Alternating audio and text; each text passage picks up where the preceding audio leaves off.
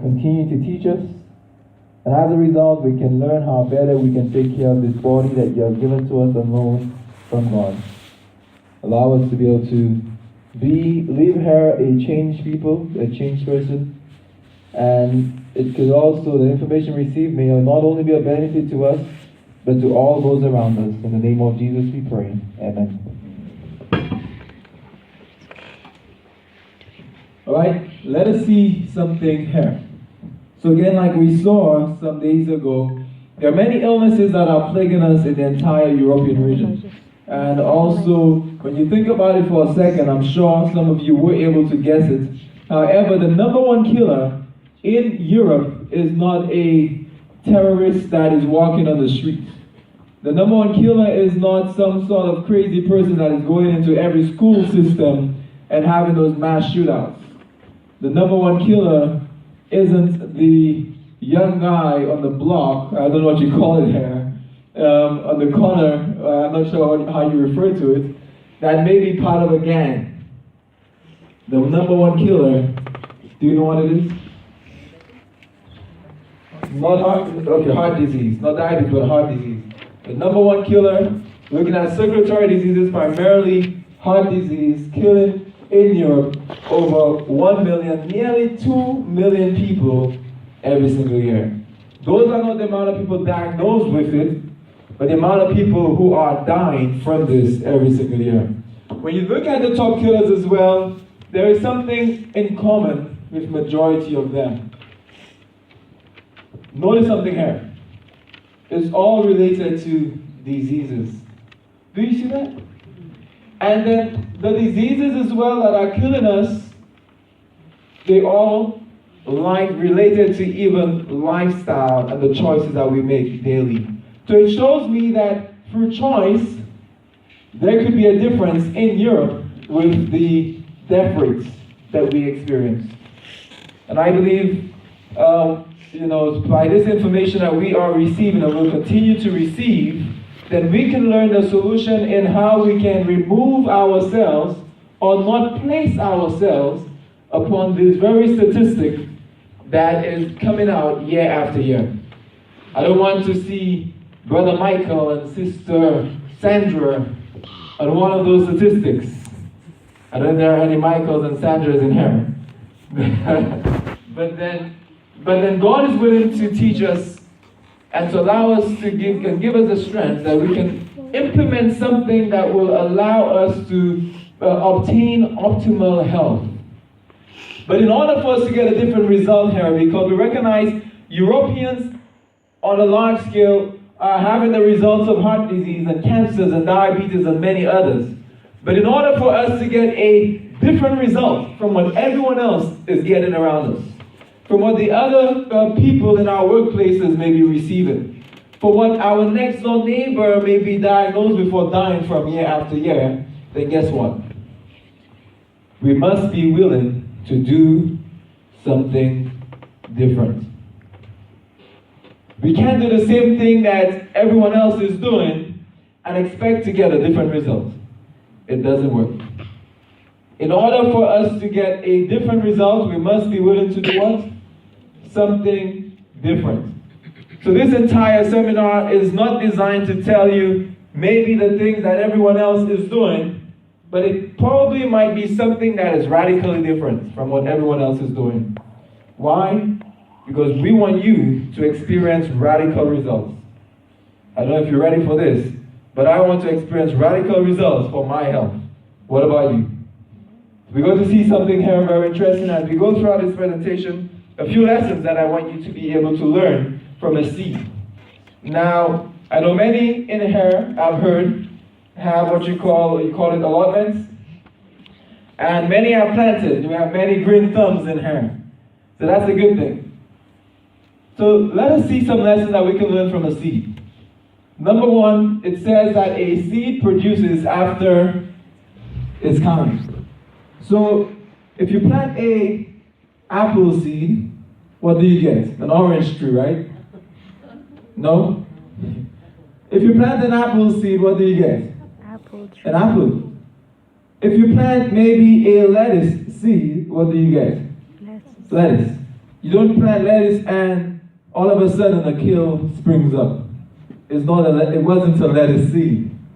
So then it shows that a seed produces after its kind. And we're going to look at that in reference to our health as well.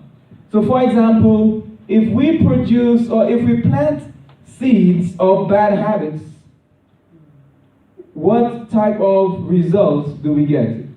Or produce or harvest do we get? A harvest of disease.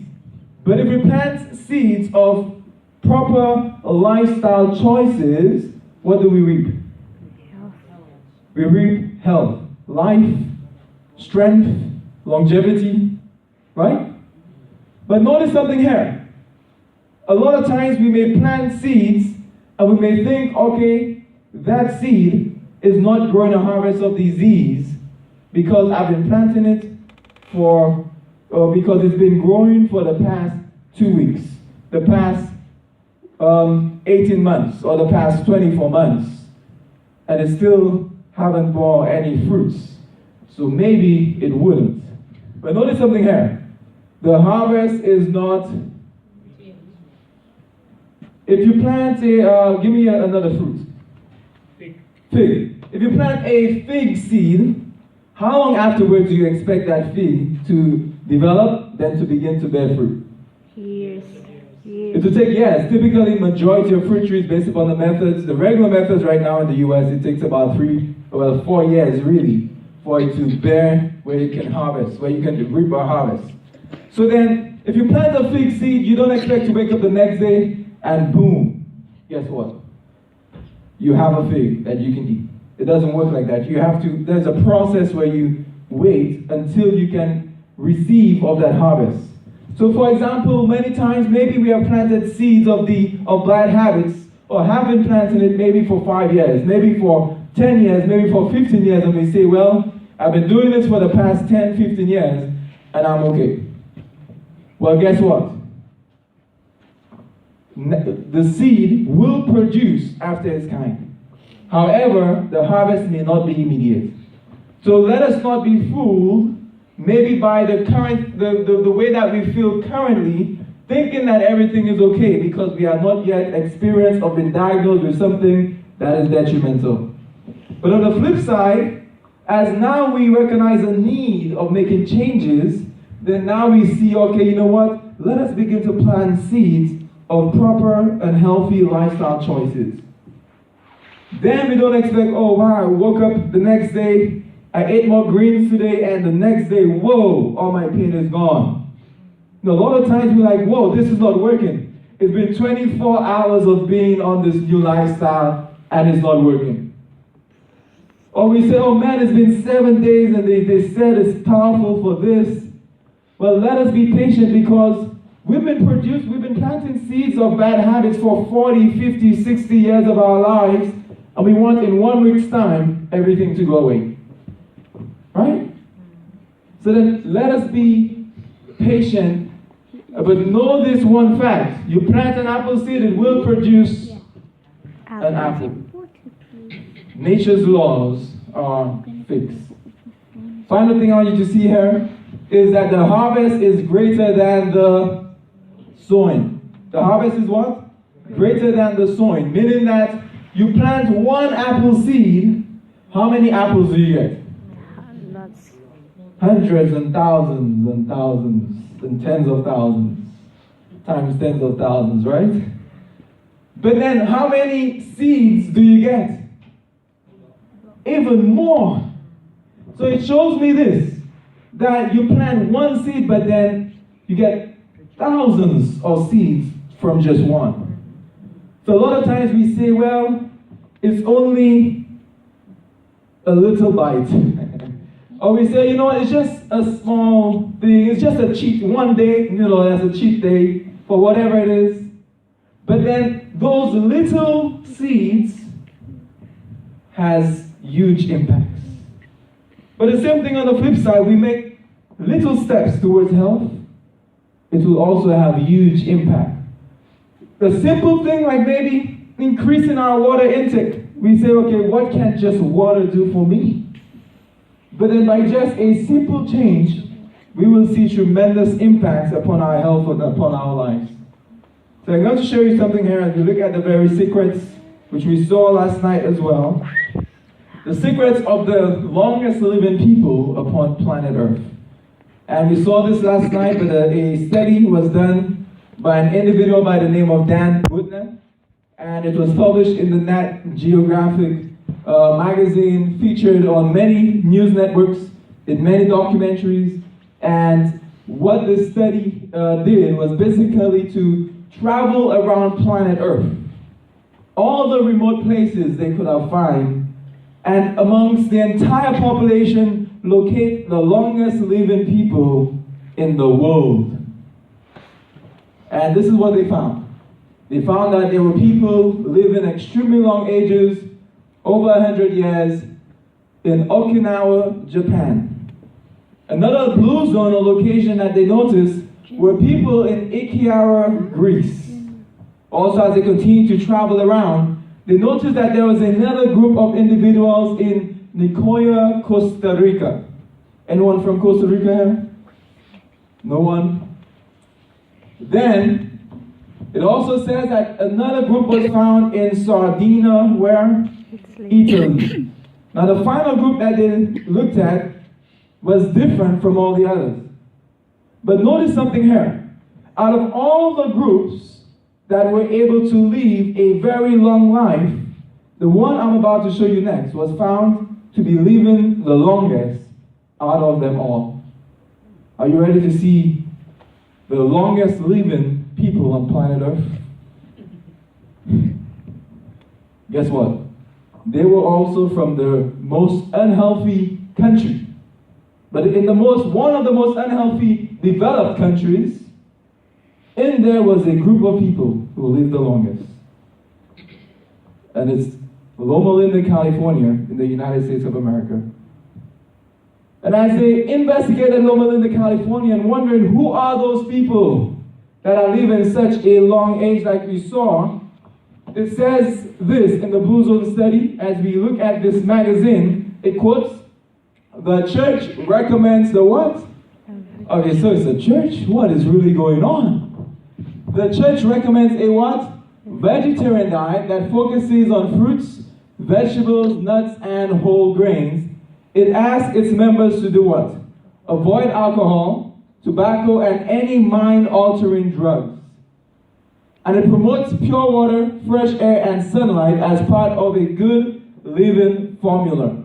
It continues this, where it says, the Adventists, the who? So they're becoming very more specific, where they're saying it is not just a church, but it's talking about the Seventh-day Adventists are following their religious guidance, but there is scientific evidence linking the consumption of red and processed meats to heart disease and cancer risk. And the diet of nuts, vegetables, and fruits are consistent with a Mediterranean diet, which has been associated with longer, healthier living.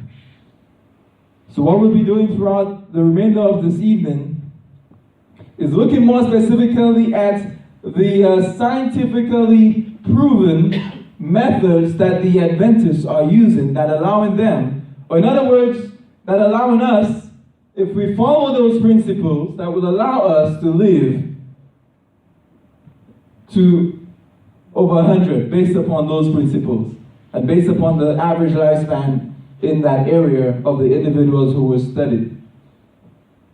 We're going to see something here that's very, very interesting, because these individuals follow what we call the laws of nature, the laws of health. Yesterday we started off looking at those very laws of health that is causing the Adventists to be able to live even a decade longer than the average American. And as a result, we recognize these very laws, like we looked at last night. We saw trust in divine power, godly trust. We also looked at open air, daily exercise, sunlight. Also, in addition, tonight we'll be looking at proper rest, lots of water, always temperate, and the final one is nutrition. But notice something very carefully here. Amongst all these laws, what do you see in common? Then They all found in Genesis. Where is Genesis found? In in which book? The Bible. So number one is found in the Bible. So it's a biblical dependable principles that is causing one to live a longer life. But not only is it found in the Bible, but it's found, like my brother said, in what book is Genesis, the last book? The first. So the very first book, in other words, at the very beginning when God created everything, He established those very laws. Not only is it found in Genesis, but where else is it found? The beginning of Genesis. The very first chapters of Genesis 1 and 2. It shows me that it was very important for God to lay such a foundation at the very beginning. So this evening, this is what we'll be looking at. We'll be looking at some of these principles that will become life-changing to us if applied and practiced. And what we'll be starting off with here is proper rest. Proper rest. So the Bible gives us a promise, and I believe it's a promise that we can all claim even tonight. It says in Proverbs 3 verse 24, "When thou liest down, thou shalt not be afraid, yea, thou shalt lie down, and thy sleep shall be..." Sweet. Anyone want sweet sleep here tonight? Sweet sleep? I wish. Now that's a blessing to have sweet sleep. But guess what? It's also a promise. It's a text that you can write down and you can remember and you can claim and say, "Lord, before you go to bed, give me that sweet sleep." And we'll be seeing tonight as well how we can experience sweet sleep. And it's a gift that the Lord is willing to give as we implement more things that will allow us to be in a position to be able to do so. So what are some benefits of sweet sleep? Some benefits will be living longer. It helps to reduce the risk of heart attacks, inflammation. It helps also to improve one's memory. A lot of times we stay up late to try to study things, memorize things, not recognizing that maybe if we sleep, wake up at an earlier time, our brain will be in a much better position to retain a lot more information, to comprehend it a lot more, and where we can function even more optimally. It increases our creativity, improves grades, sharpens the attention, helps even maintain a healthy weight, and even so, a lot of times too, when we up very late, guess what we do very often? We typically make visits to the kitchen, and as we make visits to the kitchen, we don't just go to the kitchen just to look at the kitchen to see if it was clean or not. We open up the refrigerator doors and guess what? We look for something. If we don't find something at this instance, 5 minutes time we come back to the same spot to look again at the same things, and you know you didn't go shopping 5 minutes ago. And so it also encourages one to be able to eat more at night that will allow one to even gain more weight. Reduces depression and also helps strengthen the immune system. So, according to WebMD as well, there are various health issues that are linked to sleep deprivation. So, some of the disorders, it says sleep disorders and chronic sleep loss can put you at risk for things like heart disease, other things like heart attacks, heart failure, irregular heartbeats, high blood pressure, stroke, and diabetes. We're going to see something very important as well about rest and the impact it has upon diabetes, blood pressure, and other heart issues. And I'm going to share with you some things as well, because these things are extremely powerful when applied properly. So I remember, as we look at health as well, as we look at rest as well as it pertains to high blood pressure, I remember at our center in the center I currently work with and at in New York, in a lifestyle. Basically, I remember one time one of our health guests came to a health session, and she was basically diagnosed with high blood pressure. And as a result of her high blood pressure, she came to the center so that way she could be able to get relief and she could be able to get the help that she needs, that she can help in overcoming her hypertensive condition. And I remember this particular lady works night shift, and as she works night shift, she gets very little rest, her sleep pattern is completely off. And as she drove up to the center, driving up on those country roads, coming all the way down to nowhere into the lifestyle center over there, we checked her blood pressure. It was extremely elevated, and we said, okay, you know what, tonight we just want you to rest.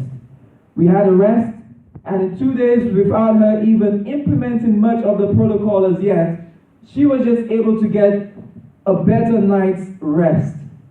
That lady's blood pressure was able to go from an extremely dangerous level back down to normal ranges through simply just resting. We recognize for her, it wasn't really what she was eating, maybe her lack of exercise. It wasn't really any of those things. For her, it was really just rest. How much does rest impact our health, impact our life? We're going to see some studies as well on the impact it has upon us. So then, what does the Bible tell us in the book of Psalms 127 verse 2? It says, "It is vain for you to rise up early, to sit up late, and to eat the bread of sorrow, for so he giveth his beloved sleep." So in other words, it says it's vain to rise up early and at the same time where you sit up late. So the principle the Bible is bringing out as well is so that we can be able to have a time where we can have a convenient time where we can be able to go to bed at a time that is early enough that we may be able to experience that sweet sleep that he also has promised. And we're going to see something more as well. We're going to see something more as well. How important is sleep? How important is rest? And does it matter the time I rest? And I know many times maybe some people may be in a position where they're forced to just rest for a few hours during the daytime, or some people may still get a good amount of hours of rest, but may do so at varying times. But the question is, does it matter the time? Maybe we get rest or sleep. So there's a statement here that I think is very powerful. And if we really look at it and understand what it's saying, it says that sleep is worth far more before than after what? Midnight. It's worth far more before than after midnight. 2 hours of good sleep before what? 12 o'clock. 2 hours of good sleep before what? 12 o'clock is worth more than 4 hours after 12 o'clock. So, let's say we go to bed after 12 o'clock. We just missed out on 2 hours that would have been equivalent to 4 hours of sleep and the benefits that we could receive. So then, does it matter the time? We're going to see even more that there is a particular hormone that that our body converts between the hours of 10 and primarily between 10 and 12 that is also called melatonin that we cannot get at different times. The conversion of it doesn't take place at different times. We're going to see the importance of being able to sleep within those times that we can experience the melatonin that is essential for many other things in fighting much disease and being able to help us in a restful night to rest. And it's always a good principle to be able to have a time where you can go to bed as well, a time for sleep. Now, traveling about a lot, I find it even difficult in my schedule, continually traveling, being able to be in a position to go to bed at the exact time that I personally would do it regularly.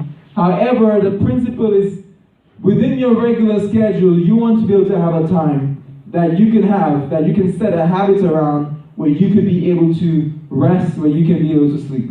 And this is something here, I believe, I'm going to share with you this very soon, more about time. But then 3 cancer fighting agents. We were talking about melatonin earlier. Melatonin is produced between the hours, primarily between 10 to 12 p.m.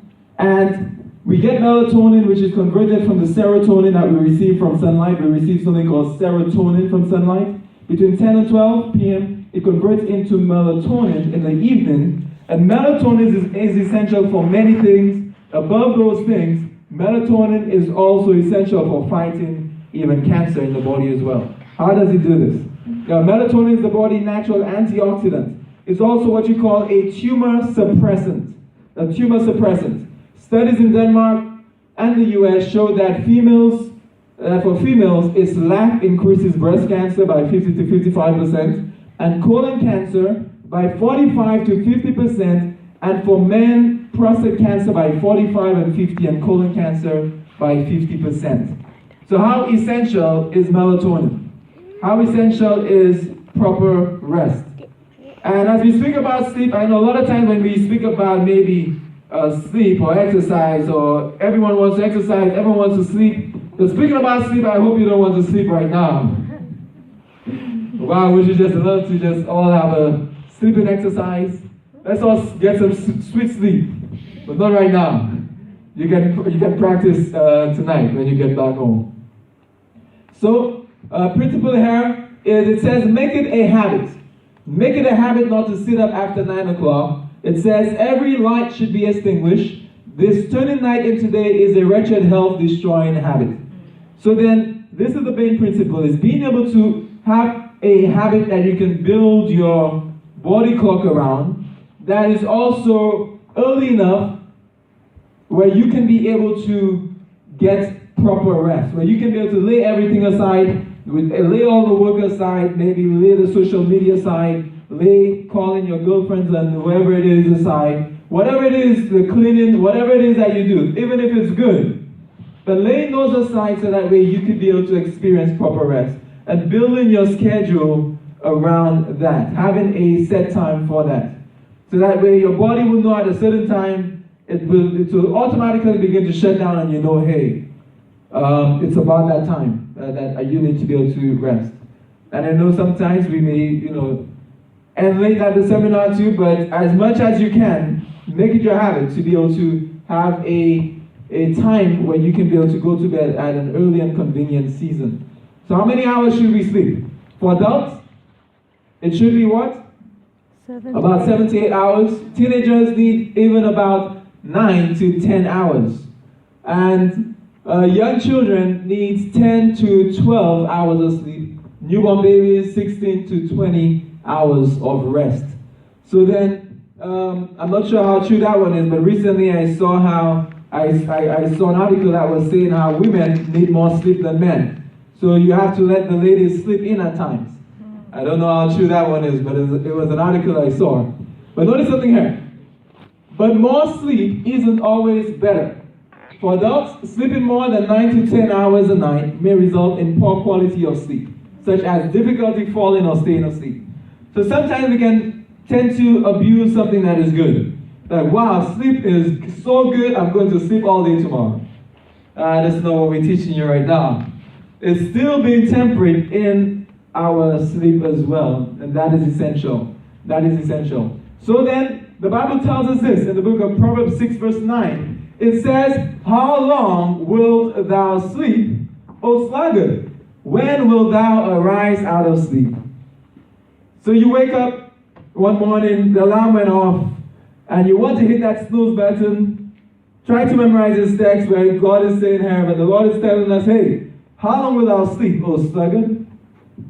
When will thou arise out of sleep? So the Bible is giving us a principle here, is so that we can be able to get up and do what we need to do, even if we may feel a certain way, even if we want to take in an extra 30 minutes or 5 minutes that turns into 2 hours, but that we can be able to make the necessary steps that we need. Even if we have to say, okay, you know what, let me just stand up by my bed so I know I wouldn't fall asleep.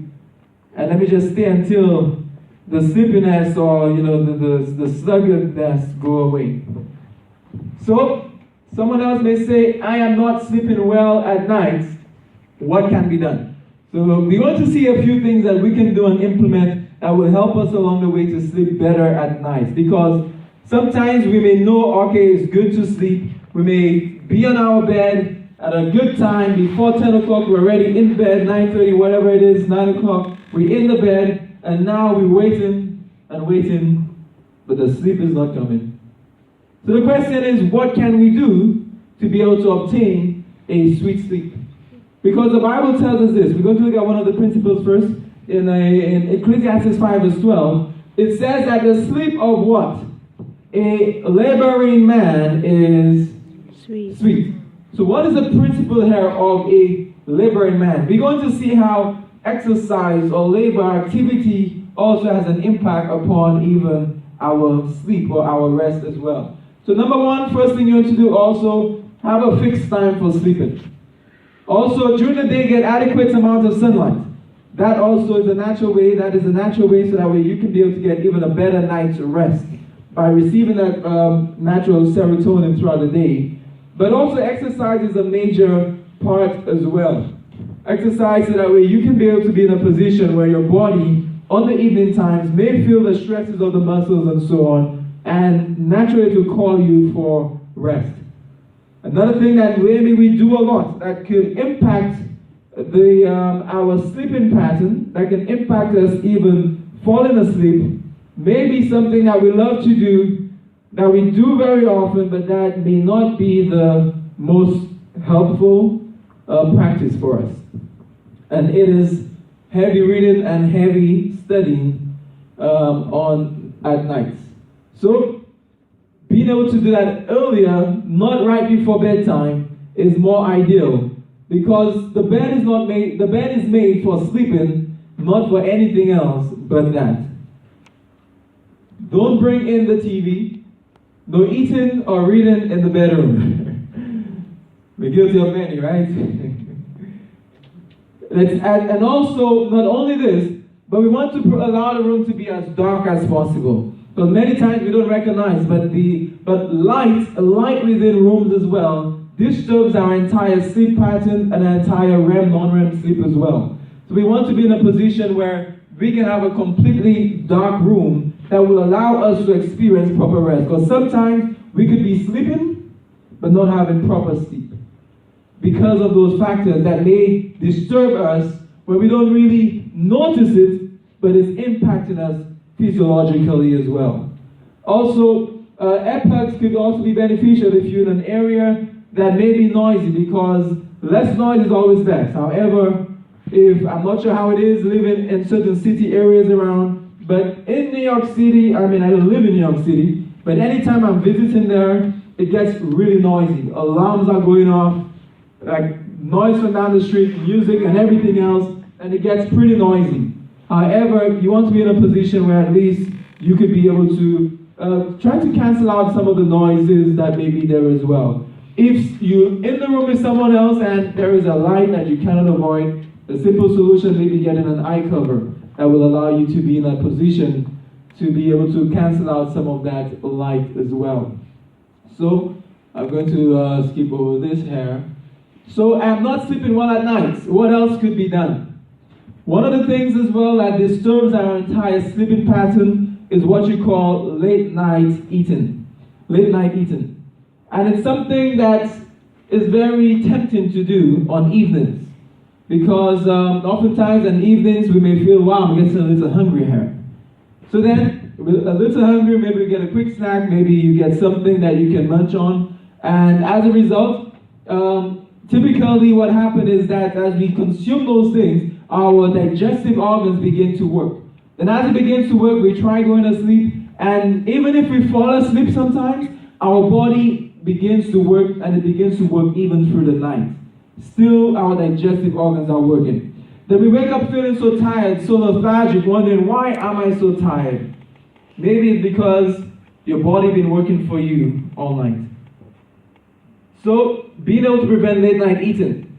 So there's a wonderful book in Constant Diets and Food, a powerful book on health, nutrition, and healing. It tells us this on page 174, where it says, if a third meal be eaten at all, it should be what? Light, and how many hours? It says several hours before bed.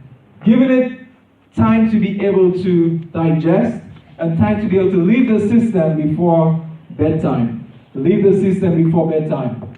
I'm not sleeping well at night, so I will go there. And many times as well, we wonder, why is it that we get so many unpleasant dreams, so many nightmares? Now, did you know that even eating late at night also brings about nightmares and unpleasant dreams that we experience through the night? So maybe even too, a lot of the causes of our nightmares and so on are as a result of what? Late night eating. I'm not sleeping well at night, and we saw yesterday in open air what could be done. So we'll go into full detail there. But one of the things that are very helpful as well is being able to also allow a fresh supply of air to come into the room whilst we sleep. Even if it's just maybe a little crack. just allow some form of circulation of air to come in, you will experience even much better results, even with your sleep, where you can feel even more revived on mornings as well, where you won't feel as sluggish because of implementing something as simple as that. But not only can we implement maybe those habits or maybe those practices to assist us, but there are also other herbal teas that could be recommended to assist us even more. Because someone is saying, okay, well, I've implemented those, I've tried those out. Is there anything that could give me that extra boost that I could be able to get proper rest?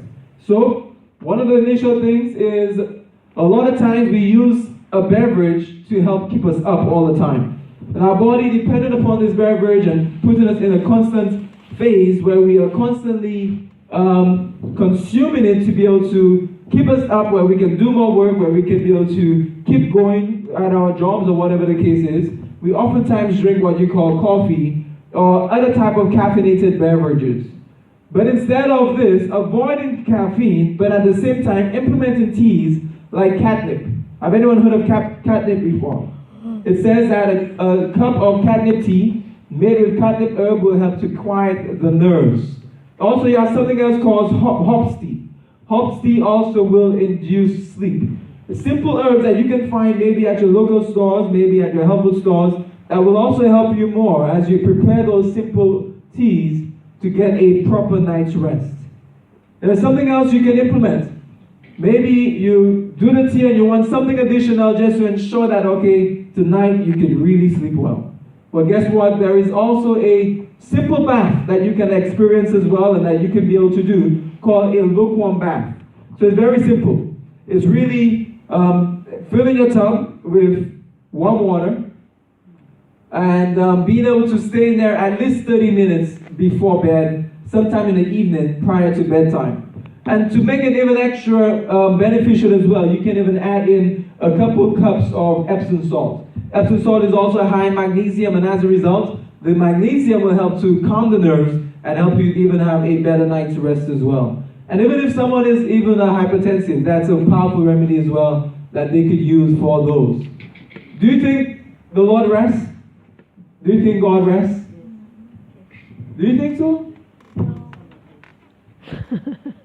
Do you think God rests? What do you think? Let's see. Ah, very good, very good. Let's see, in the book of Genesis, this was the first time recorded, historically, which is a biblical account where God rested. And I believe if God rested, then that's an example for us as well. It tells us here, in Genesis 2 verse 1, thus the heavens and the earth were finished. God was working. For 6 days he was working. He created everything else. And it says, and all the hosts of them. And on the seventh day, it says, God ended his work which he had made, and he rested on the seventh day. So it shows me a powerful principle that even God rested on the seventh day from all the work that he has made. Interesting fact.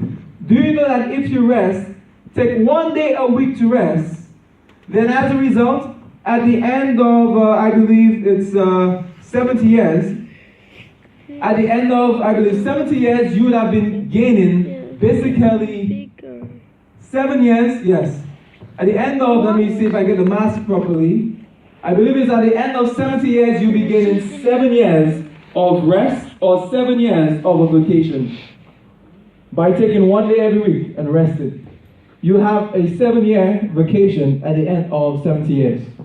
So again, it's a powerful principle that we can implement even following the very pattern that God has given to us.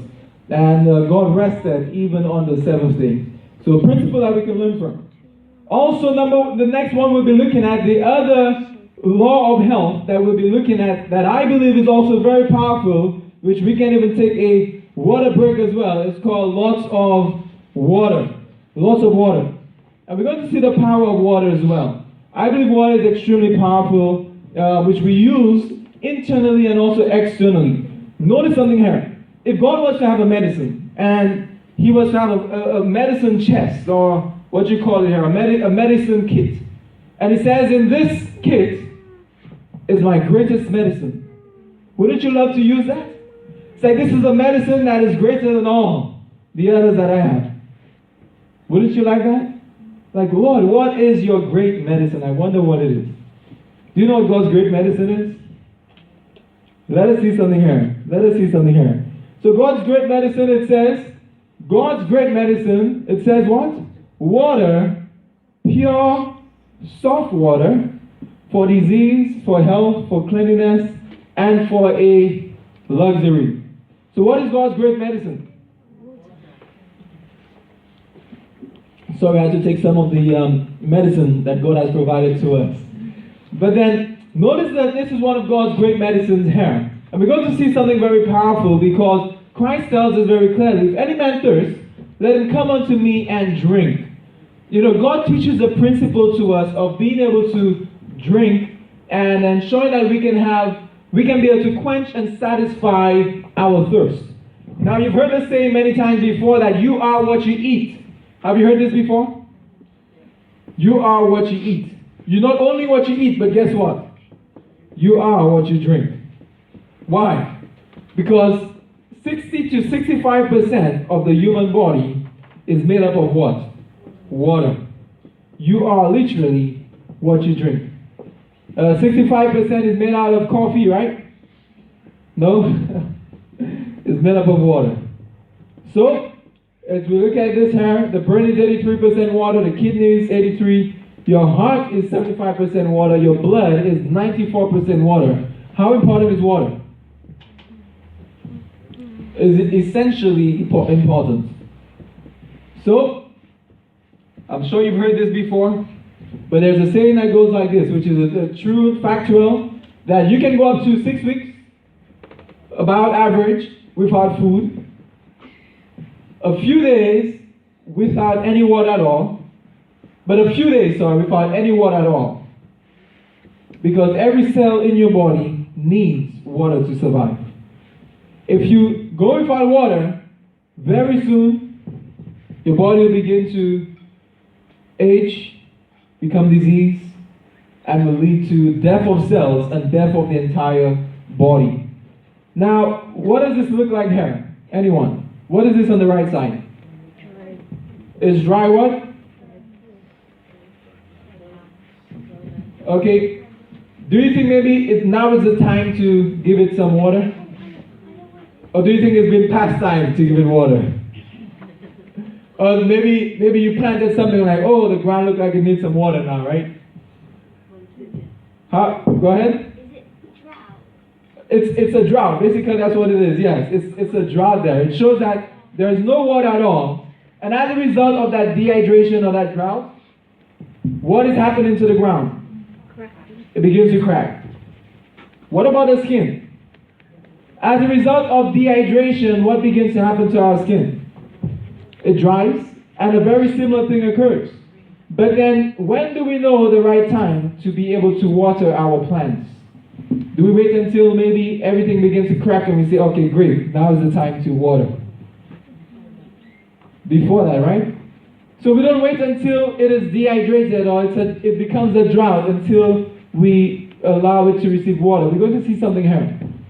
Mild dehydration can lead to things like dizziness, lethargy, even headaches, muscle cramps, loss of appetite, depression, and mental fuzziness. So the question is, how much water should I drink? How much water should I drink? So, very simply put, we're going to see something here. If anything is needed to quench the thirst, pure water is all that nature requires.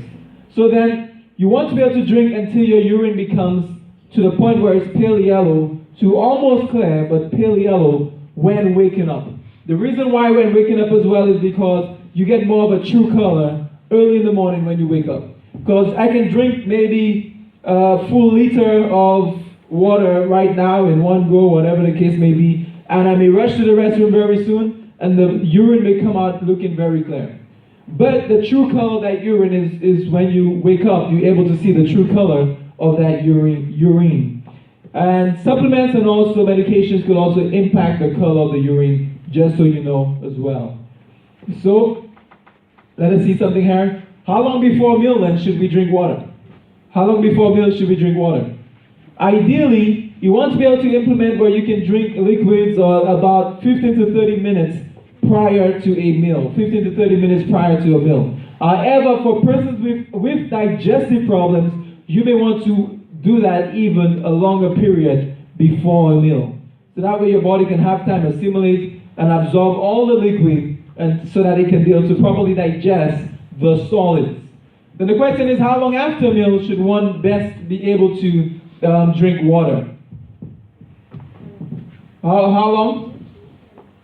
1 hour. 1 hour? Okay, good. So after meal, typically, based upon the entire digestion as well, when the body is in a position where it could be able to, when the food is in a more liquid state, it typically takes an average of 2 hours, so that way one could be able to consume liquids without causing any forms of indigestion.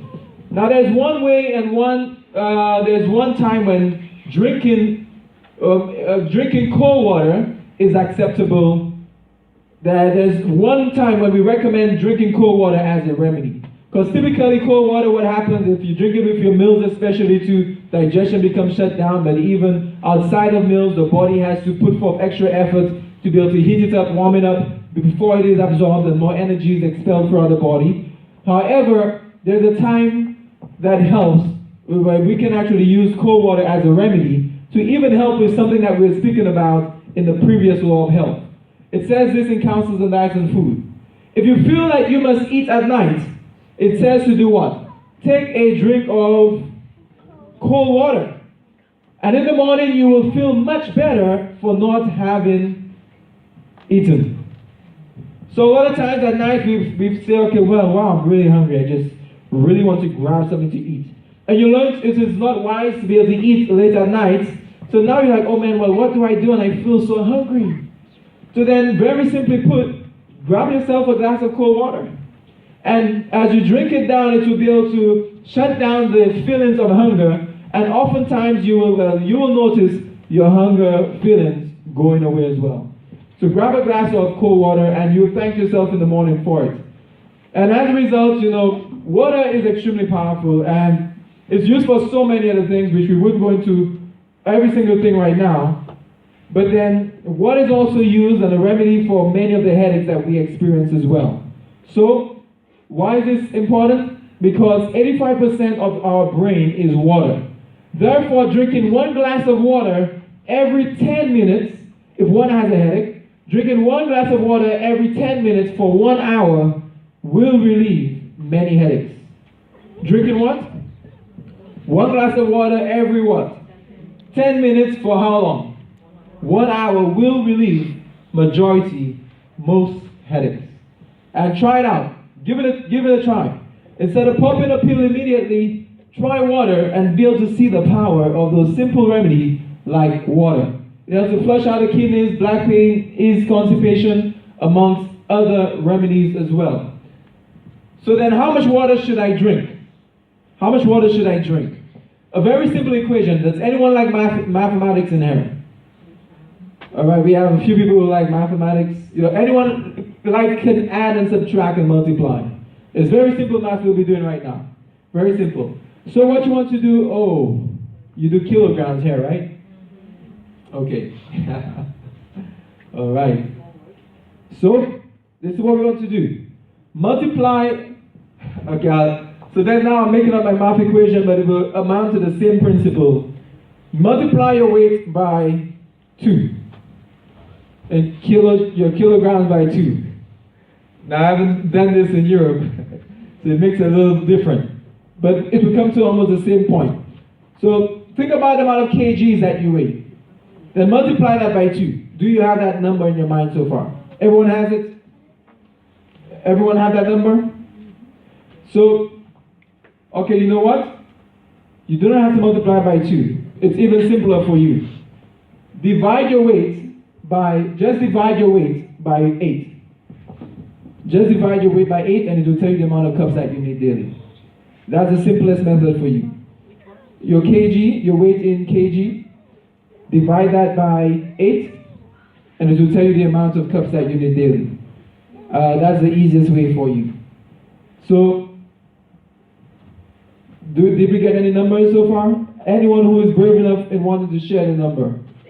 6. So that's a minimum of 6 cups daily. And, so then you want to aim for more, but that is the bare minimum. And anyone else want to share? Okay, so for you, you have 4 minimum. Anyone else? At about 8.5. 8.5. Okay, 8.5. So this is a minimum of the amount of water that you need on a daily basis. What is the cup? How much in there? Okay. ml or 500 ml or With a cup, little I don't do mils, but I believe it's 250 ml, right, for a cup? Yes. Okay, 250 ml. I know 8 ounces, which is 250 milliliters a cup. So yes. Might drink a little cup. Sorry? You might drink a little You might cup. drink a little cup. Okay. Yeah, so we drink of a standard cup. This is for a standard 250 milliliter cup. So, this is what the challenge for you all. Do not wait for the emergency room to get your water. And oftentimes, as one enters into emergencies and they rush to the ER, then one of the first things that is done for many is what? Immediately they put you on IVs. And as a result, what is in the IV? Majority of it is just water. It's a saline solution. And majority of people they recognize are in fact dehydrated. And that is one of the leading reasons for even emergency room visits as well. Dehydration. So do not wait until the ER for you to start drinking water. Voluntarily do it today. Are you ready to drink water? Let's get that water in. So we're going to look at this quickly as we end off right now. We're going to look at temperance for a moment, and we'll just be covering some main things as we end off in about 5 minutes by God's grace. So what is temperance? Anyone? What is temperance? Being temperate, I mean, let's use a different word now that is not in it. Abstaining from damaging unhealthy things. Abstaining from damaging and unhelpful things. Self-control when it comes to food and water. Okay. One more. Abstaining from that which is wrong and moderation in that which is wrong. Aha, very, very good definition. Say that again, brother. Abstaining from that which is wrong Yes. and moderation in that which is wrong. Okay, so it's saying that temperance is not just an abstinence from that which is bad, but even a moderation in that which is Good. very good definition. Let's see that here. You see, temperance is a moderate use of that which is good and abstinence of that which is harmful. A lot of times when individuals teach temperance, they mainly say, okay, well, it is moderation. Just be moderate in whatever it is. I mean, it's just, if you're drinking poison, be moderate in your poison. Is that true temperance? No. Or some may just say abstinence. But then it's a combination of moderation, but moderation in what? The things that are harmful? The moderation in the things that are good, and abstinence in what? The things that are bad. We're going to look at for a moment quickly temperance in drinking. Temperance in drinking. And I won't go into full detail in there, but then, friends having a good time, maybe at a social gathering, drinking beverages that may be very intoxicating. And the question is, okay, well, how do we determine something that is good from something that is bad? 3 ways that we can determine such. Number one, if as people, in any individuals who believe maybe in God himself, then we want to say, okay, you know what? It must be based upon biblical principles. Number 2, it also must be scientifically based as well.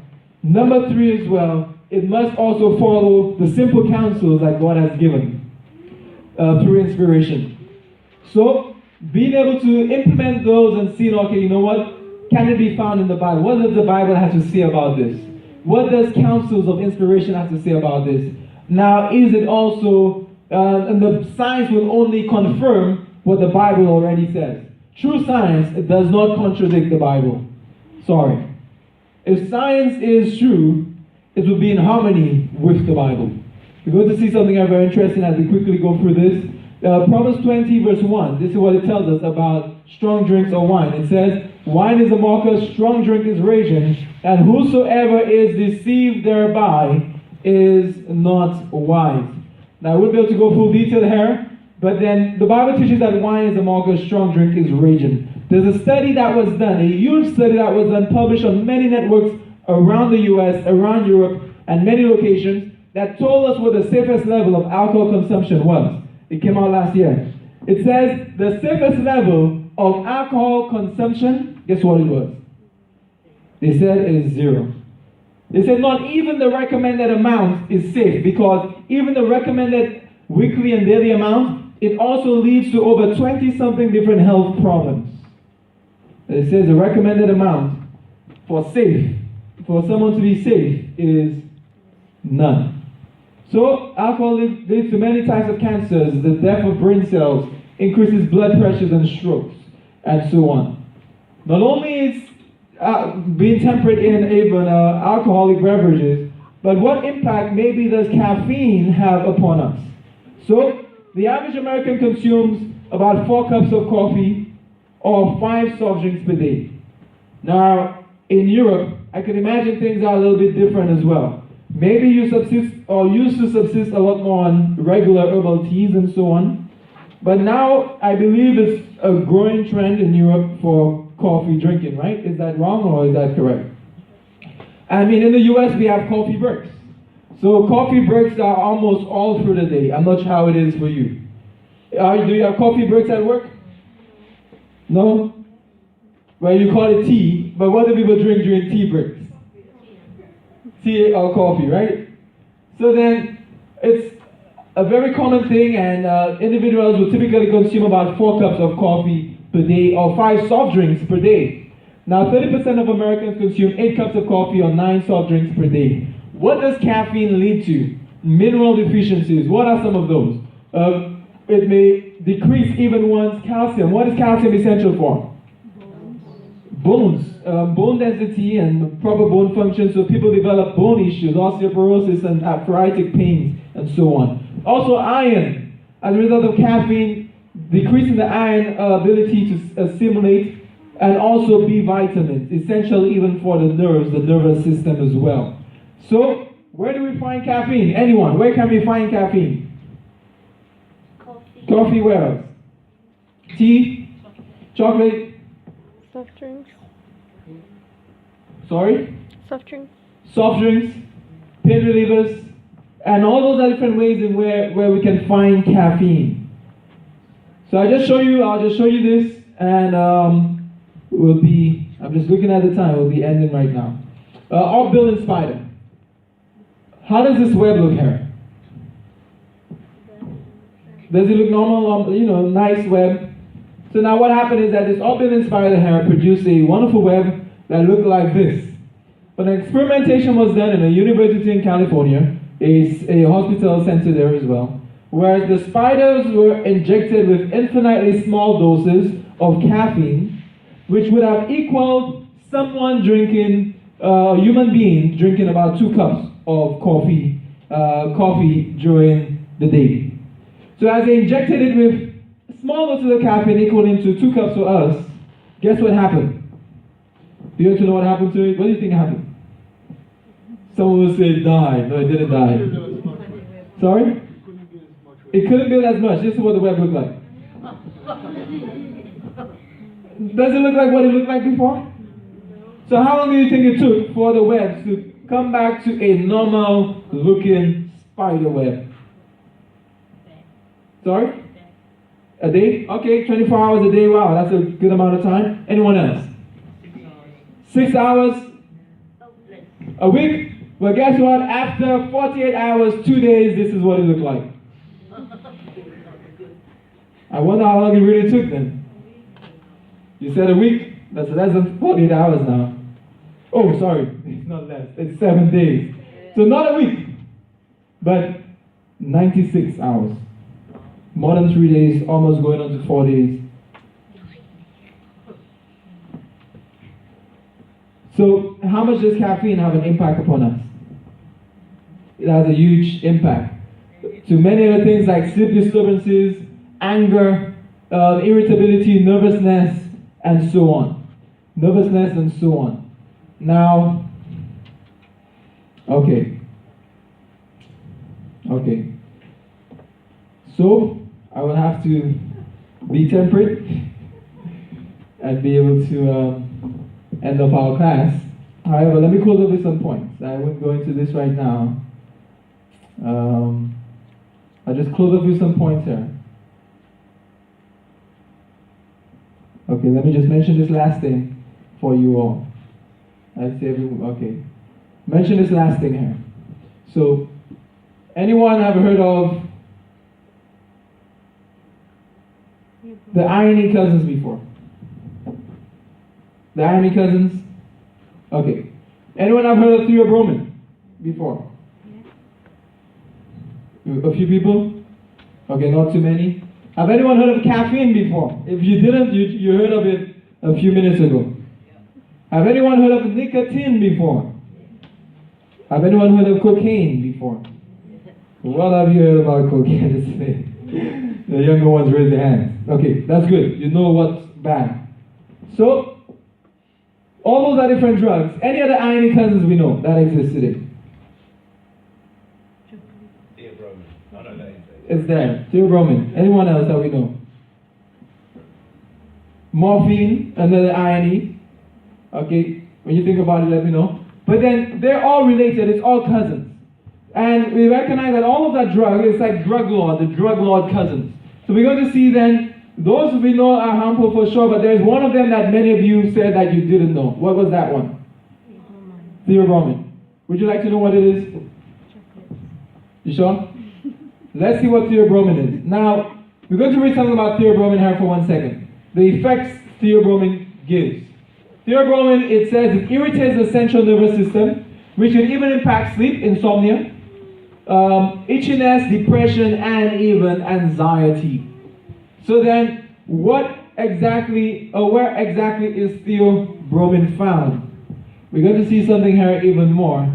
But then theobromine, it says, in order to mask the taste of theobromine, but particularly as well found in chocolate or cocoa, in order to mask the taste, also individuals or the factories have to put in large amounts of oils, large amounts of sugars, along with dairy products, so that way the taste could be a lot more palatable. The taste could be a lot more palatable. But I'm going to show you something even more interesting. Not only is that the cousin, theobromine, is found in chocolate, but notice something here. Now, we're going to see something about our chocolate bars for a second. And the FDA, it said food defect action levels, but really it's the Food and Drug Administration. Oh man, what is this? Okay, let's see what it's saying here. It says visible or solid animal excreta must not exceed what? 10 milligrams per pound. In other words, it says 120 insect fragments per rodent per cup, or 2 rodent hairs per cup is permitted. Do you see this? Wait, let's see this here. Chocolate drops. Whoa! How many of you like a bar of chocolate right now? Chocolate for anyone? But guess what? You know what? Anything that the Lord says may not be the most helpful to us, I believe God always has something better. What is a replacement that tastes just as great as chocolate without the theobromine, without the... I've done it again. Okay, I think that's enough for tonight. If that didn't convince you, I don't know what will. But then, what is a solution, another option that we could use, that where we can still enjoy something that tastes like chocolate, but even healthier for us? You know what that is called? There is something called what? Carob. Spell that for us, sister. Carob. You need to write it down if you don't know.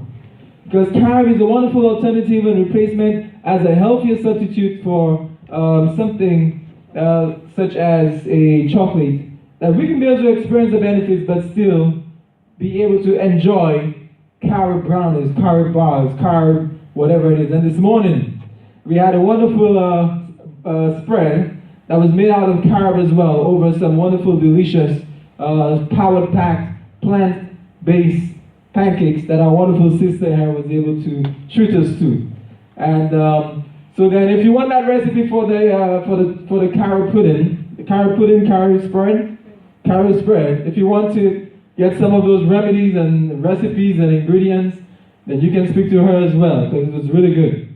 But then those are different options that we can be able to implement. And I'm just going to skip over all those because we have to end right now. But this is the main principle here. This is the main principle here I want to leave with you all this evening. I believe that God is looking to be able to allow us to implement things in our lives that as we recognize our need to make the right choices for our health, that we can obtain life, that we can obtain optimal health. And as we recognize the decision that God wants for us, this is one thing to know for sure, that you are not making this decision alone. I believe that God has already promised strength, that you can make the right choices today. I remember one time, as I give this story as I close, I remember one time I had to fly over to a place called California to be able to work with a family. My sister and I actually traveled that time on a house call. And as we entered into that home, we were expecting to stay there a little over 2 weeks to be able to work with a couple. Particularly came in to work with that wife who was diagnosed with a condition. And as we travel into the home, we don't know these individuals from anywhere. We've never been to this home. We don't know anything about them except for the health condition of that lady. As we entered in, we sat down with the husband, and because of her cognitive function not being able to function properly, we had to directly speak with the husband more so that way he can help. He can understand the program that will be implemented for his wife. As we were speaking about the program, the lifestyle changes and everything else that they were about to do as well, or she was about to do, he said, why is it that she have to make all these changes and I would be doing the same thing? She said, I see the benefits of what you're saying. Why can't I join her as well on this program too? I said, well, that'll be great. You and your wife, you can come together, you do this together, and I think that will be a blessing. Now, I didn't really take him too seriously at first because we do many seminars like today, and many people raise their hand and say, I want to make a change, but they oftentimes, maybe because things happen, life goes on, we end up not making a change. But then the next morning I woke up, went to the kitchen, ready to do some fresh juices and everything, and as I entered into the kitchen, I saw this man in front of the refrigerator with a black trash bag in one hand, and the other hand taking stuff out of his refrigerator, taking the eggs and dumping it in the bag. He's taking the refined foods and dumping it in the bag. He's taking all the other unhealthy foods and dumping it in a black trash bag. And I said, wait, what are you doing? He says, I'm ready to make a change. I said, are you sure you're ready to make a change? I remember he pointed at his stomach at that time, which was protruding, and he said, for 64 years, I've been damaging myself, and I'm ready to make a change today. He said he's ready to make a change today. So we said, okay, you know what? Let us go to the store to replace everything that you threw out with something better. So he took out the meats, the eggs, and everything else. We went to the store, we bought items, and we placed in there fruits, grains, nuts, and vegetables. His refrigerator turned from a living garden, or it turned from a cemetery to a living garden. And I say, praise the Lord. This man, in a very short time, in 2 weeks' time, was able to experience his cholesterol going back to normal levels, even without him, even with us working directly with him for that issue. And many other benefits as well were able to be experienced from that family as a result. And I believe if he could do it, he could make such a decision, then I believe that God also could empower any one of us to make a decision today. Do you believe that God has power and ability to give you strength today to make a decision for your health? I believe God has for me, and I believe He has for you as well. But the question tonight is, how many are willing to say, Lord, I want to accept the strength that you have already provided that I can live a healthier life? Does anyone want to make that choice tonight? So again, we want to pray for you all right now. We're just going to pray that God gives the continued strength, help, as we go throughout this entire remainder of the week.